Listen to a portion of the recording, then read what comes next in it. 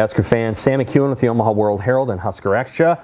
This is the 2023 Husker recruiting preview for the defensive side of the ball. We're going to go over some of the guys that Nebraska has signed, had signed on the defensive side of the ball for the 2023 class. And hey, you know what? They did a really good job in a short amount of time. You have to tip your cap to Matt Rule and his staff on defense. I really like some of the players that they got and some of the players that they retained in the class. They lost a few along the way. One of being a guy that went to Michigan, who I think is going to be a good player up there. But man, I thought they did a really nice job of finishing this class out, especially with some speed. Let's get right to it. You can kind of break down what Nebraska wants to do on defense with this new 3-3-5 defense into kind of a the guys that are going to play on the defensive line who are probably not edge rushers, defensive linemen. Then you've got sort of that group of guys that are going to come up to the line of scrimmage, maybe edge rush linebackers. There might be a middle linebacker in there, but guys that can kind of move up. And then you've got the four secondary guys, and then that rover, which is at various teams been kind of a big guy. It can be a 6'3", 220 guy, or it can be a smaller guy. I'll be really curious to see how Nebraska structures its defense once they get to spring football and which personnel is where. But for what they did in a short amount of time, some of the players they added and the guys that retained, you really have to tip your cap. So we're going to start with that front group of players and just kind of roll through what we think of some of those guys, and then we'll go to sort of the, I don't know how you want to put it, the rushers, the linebackers, the guys that are kind of flowing, and then we'll go back to that secondary portion. When you start with the defensive line, you got to start with Riley Van Poppel. This is a guy that they retained in the class. He committed over the summer. Man, he's a good player. Didn't really go up in the recruiting ratings. He's a 4-star guy, but I really like him. Son of Major League Baseball pitcher Todd Van Poppel, for people who remember him with the A's. Riley's a bigger guy. He's actually, I think, shorter than his dad, but thicker, about 6'4". He's listed at 270 on the recruiting sites. I wonder if he's that big right now. But man, can he move. He had a great senior season at Argyle, Texas, which is a bedroom community off the DFW down in Texas. Really good player. Can play a little H-back, play tight end, can move as a lineman. Will be a guy that you just like having in the defense. Can go make plays, does go make plays. Is able to run through people, run around people. Has a nice pop when he hits somebody.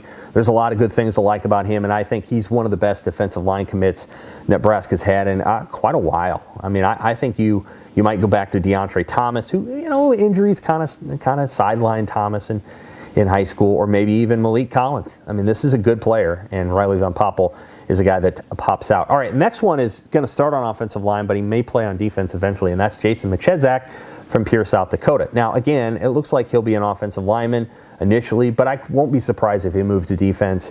6'4", 320, and he can move. He's a mover. He's got some athletic ability. And it's not easy to move at 320 pounds, even if you're 6'4". Not at the kind of the movement skills I'm talking about, which is moving really fast, and he's able to do it. Now, he was only going to North Dakota. A little surprised by that, I gotta be honest. I'm not sure if his transfer from Rapid City to Pierre, if that altered the way that happened. That's kind of strange sometimes. It does happen that way sometimes, but I think Nebraska's got a pretty good player there, and it's possible that, again, he'll end up on the offensive side of the ball. And then you go to the next group of players who I would they're kind of edge rushers, they're kind of linebackers. They're not necessarily going to be the down linemen with their hand in the ground or 280 pounds. And this group of players is really, really good. This is a good group. We're going to start with Maverick Noonan, who's the son of Danny Noonan, right? Husker All-American. And Maverick is 6'4", 235, probably going to play on the edge, and he's got a great motor. He's very comparable to Garrett Nelson in terms of how hard he plays and the relentlessness with which he plays and his ability to make plays 4 or 5 seconds into a drop back. That's Maverick. He probably has a slightly better first step than Garrett. I don't know if he's going to play through guys quite the way that Garrett can sometimes. We've all seen Garrett Nelson shove back really elite tackles right back into the lap of the quarterback. I think it'll take time for Mav to do that. But, man, he's a nice player, and I thought he was a really important commit to keep in the class after Scott Frost and Eric Chenandra had done a nice job landing him. Okay, so here's the name. Prince Will Uman Milan, I think is how you say it. Uman Milan, Prince Will. His older brother is Prince Lee, who's an outside linebacker at Florida. And if you watch him, you get a sense of what Prince Will can do, although I think Prince Will might be even a little faster. This is a 4-star recruit from Manor, Texas. This is a good player, man. Now, he's a little raw. He goes and makes plays before even offensive linemen even think to block him.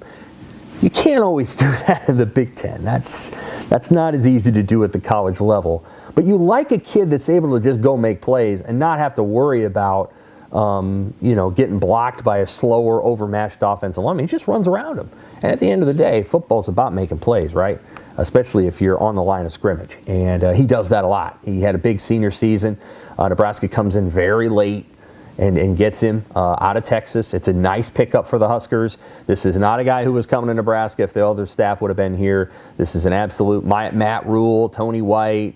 Matt Rule has connections in Texas, knows how to get it done, and got it done kind of recruit, and it's pretty impressive. I think this is the kind of player that you want in the class. Kai Wallen is the next one. He is a interesting player out of American River Community College in Sacramento, California, but he's basically this guy that got out of high school, didn't love his options, decided to go to junior college, and this is what junior college can be really good for. Instead of going to a prep school, yes, you lose a year, but you get probably better coaching, and he got good coaching, and he was able to put together film, and he got some nice offers. He got Nebraska, he got Oregon State, he got Kansas, he got Iowa State, he got a few others, and he ends up picking Nebraska. He's an edge rusher all the way. He's probably a year closer to playing. So if you were to compare this guy to maybe a Blaze Gunnarsson, well, he's probably a year further along because he played a year full of football at the junior college level in California, which is pretty good.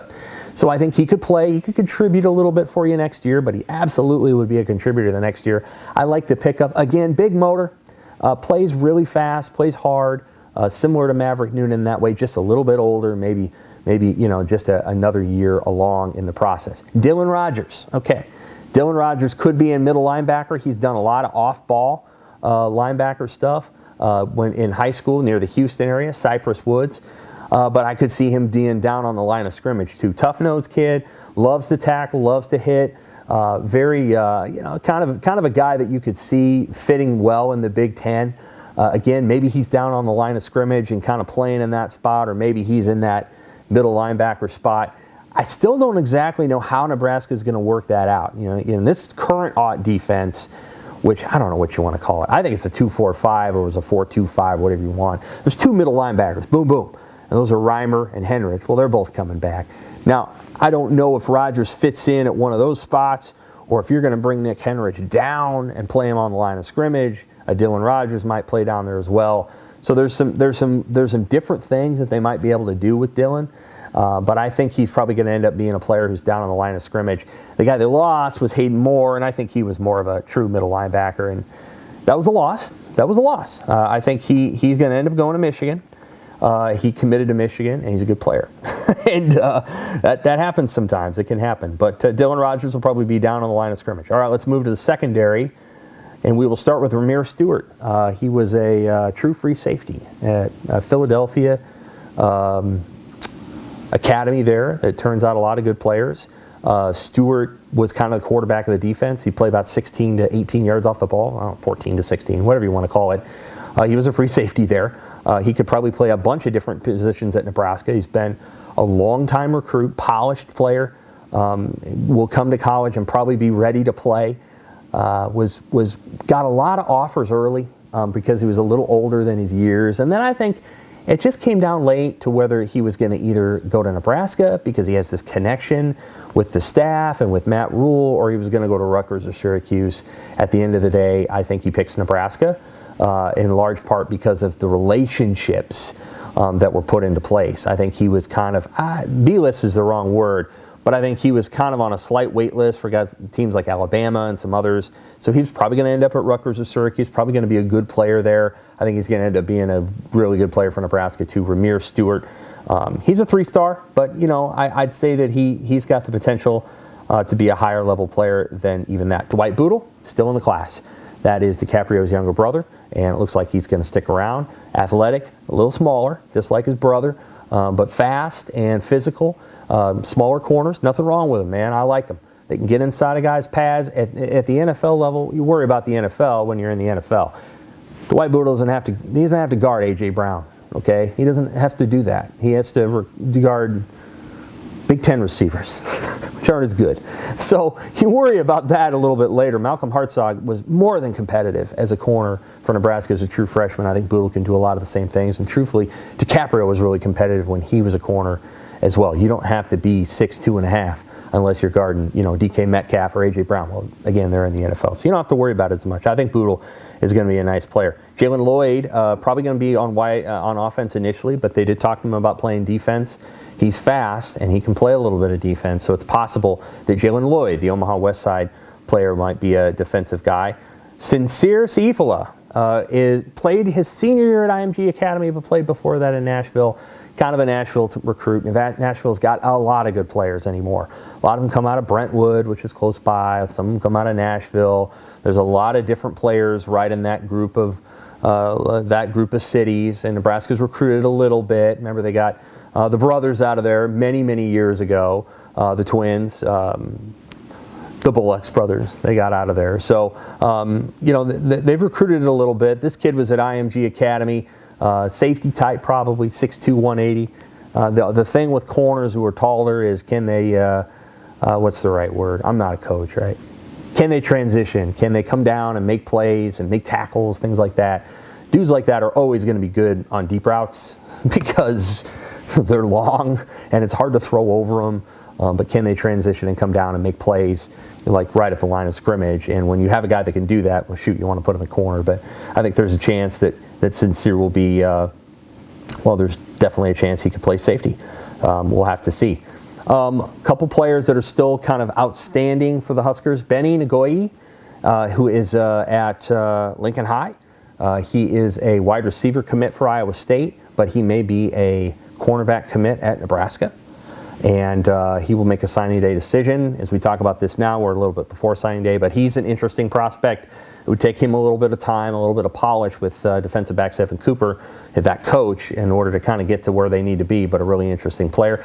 And then maybe the most interesting player on the defensive side of the ball is Vincent Carroll Jackson. He's played 1 year of high school football. He's out of Harrisburg, Pennsylvania, and he had a huge year. He had 10 sacks in 11 games. And this guy doesn't have a lot of bad habits, and man, can he run to the football. He is a defensive lineman. He could probably play outside linebacker, but he's 6'5" and 280. He'd probably play head up on the tackle. Special player, special athlete, prospect, was committed to Syracuse, had a ton of good offers in a short amount of time. He only started getting offers after like 6 games.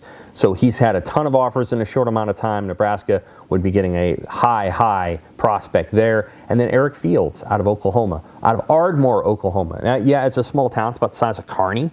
And it's on the way to Dallas, but they've had a lot of good football players come out of Ardmore. Jermaine Gresham, Justin Blackman, some other good players that have come out of Oklahoma. They've had lots of good players come out of there. And Fields is a really interesting player. He's all over the field, so he dominates on the defensive side of the ball. I kind of wonder what happened, like how he kind of fell through the cracks. But Oklahoma and Oklahoma State, sometimes they don't sign guys from their own state. And then there was an odd situation where he had, I think, about 3 different Twitter accounts, and sometimes coaches don't follow through, and always know where the kid's at. His dad, Eric Fields Sr., is a boxer, and was a good one. He was 24-4, fought for the cruiserweight title a couple of different times in his career. Hey, Eric Fields Jr.'s got an impressive father as an athlete, so that'll be interesting to watch too. Hey, I think this is one of the best classes Nebraska's ever had on defense. I mean it. Like they got really good players, and a lot of long, athletic, fast, violent players. And I think that this group will make Nebraska's defense better in a couple of years. Okay, Husker fans, I'm Sam McKewon with the Omaha World-Herald and Husker Extra. Thanks a lot.